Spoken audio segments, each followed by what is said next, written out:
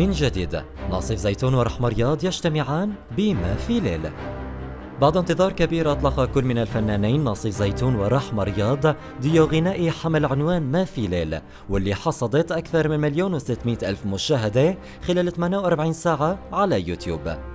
وطرح الثنائي الأغنية على شكل فيديو كليب، وهي من كلمات فادي مرجان وألحان حسان عيسى، أما بالتوزيع عمر صباغ. وتم تصوير الفيديو كليب بين لبنان وتركيا بعدسة المخرج ريشا سركيس. ويعد هذا الديو هو الأول اللي بيجمع ناصف زيتون برحمة رياض، حيث اجتمعا للمرة الأولى سنة 2010 خلال مشاركتهم ببرنامج ستار أكاديمي. وأعلن الثنائي من خلال بث مباشر مشترك على انستغرام عن تحضيره لحفل غنائي بشهر حزيران القادم بألمانيا، ومن المقرر أن يؤدي هذا الديو للمرة الأولى على المسرح.